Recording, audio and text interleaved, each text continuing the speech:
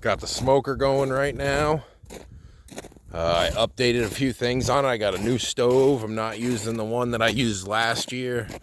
So that was a huge upgrade. Way more control. And the chimney straight up, so it didn't have a 90 where all the grease was collecting from smoking. Working my way over there. I got this monitor. So this thing is awesome. I'm already in love with this. Last time I was out here literally standing by this stove regulating with old school thermometers and stuff like that. And this year I got the more high-tech stuff. So this is the old stove, and all I had for control was opening this door and this little crappy vent. Here's the upgraded stove, which I came out here to turn it up.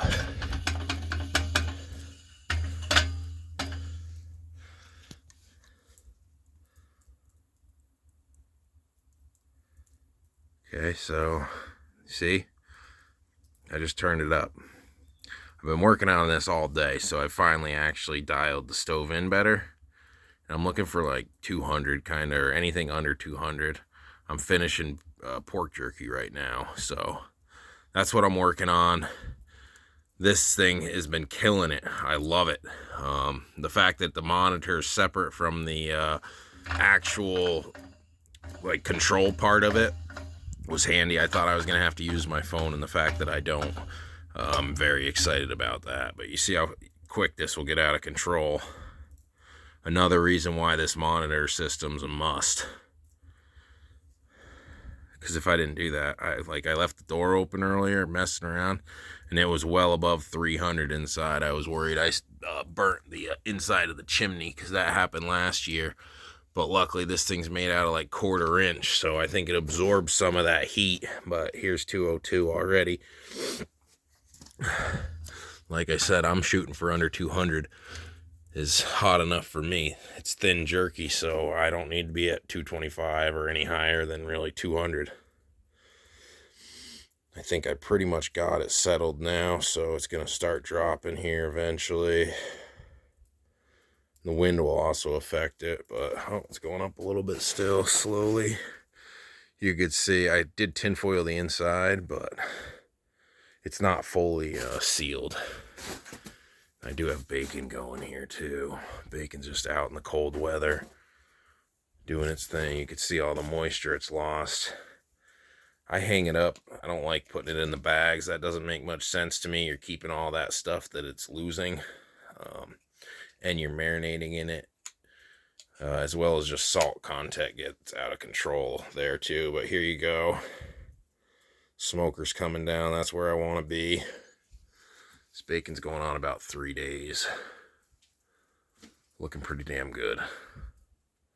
And this jerky was a test run, because last time I screwed up my bacon and I had the smoker get too hot. It cooked the chimney, and there was a 90 down in the stove. Grease collected there, and there was a small grease fire. And yeah, it just wasn't good. But I did center the jerky before I had it off to the right. Probably did that for an hour. Now I got it pretty much directly over the center, so it's way hotter there. This was fresh tinfoil. You can already see how tinted it is from the smoke. The bottom half, not so much. Kind of cool that it's 50-50, but that shows you, I guess, where most of your heat is, and where most of the smoke lies. This is got a whole bunch of air. I can see daylight in that left corner. It's hard to see on the video, but there's a lot of oxygen and airflow in this smoker. But yet it's still keeping its heat up top. But I'm letting it all out. I just wanted to show you inside here. I'm pretty much done with the process, so I'm not too concerned. I'm really just finishing up. What are we at?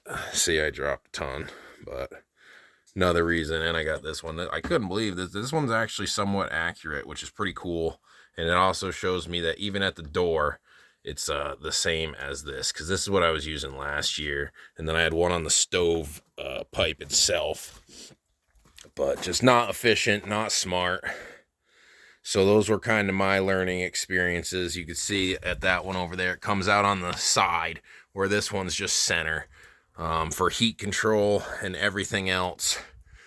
And the thickness of this, it carries its heat longer. It's loaded with fire bricks all the way down and up the sides. Yeah, I got this in trade for a plow, and it was just the best upgrade. If I move, I'm going to take it with me because I've been learning on it, and I got it pretty much dialed in. Like, I'm going to crank it back up now and just get it back to hopefully around 200. And honestly, in my mind, this is the only way to smoke. It's real wood, not chips, not electric / propane heat. It's got to be a real wood fire. And then I also I'm smoking with applewood, since I didn't mention that yet. Let me show you. And I debarked it. This has been drying for like 2 years. This is all stuff I did last year and then never really used the smoker.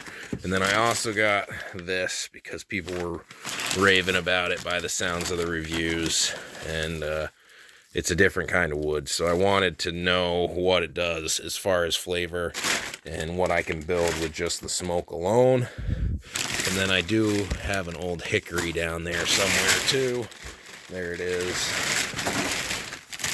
That was from last year. Not a whole lot in there, but enough to get some smoke rolling. And I better see, I walked away.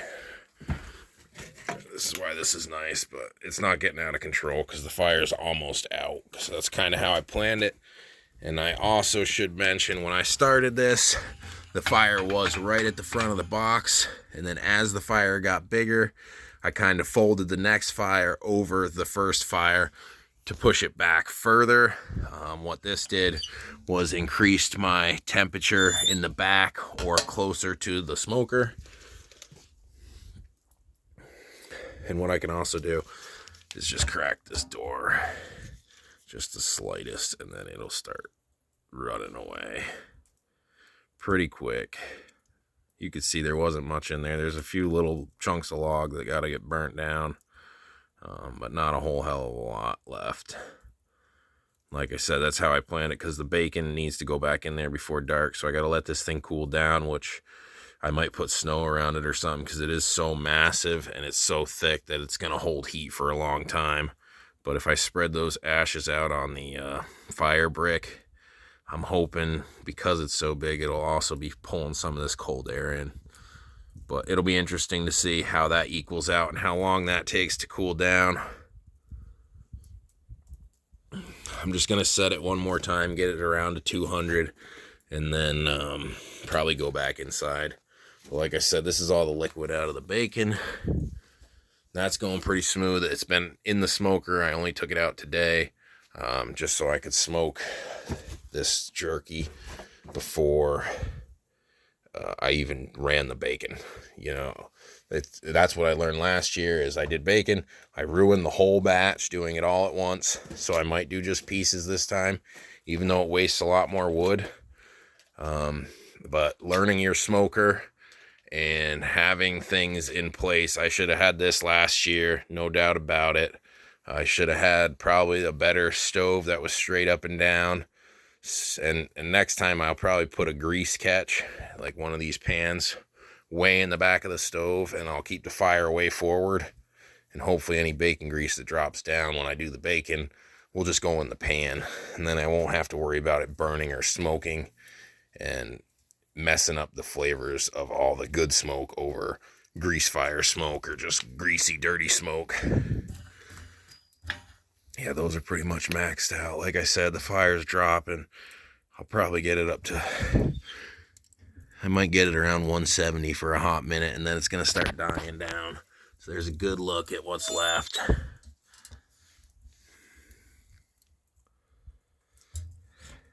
Loosen that up.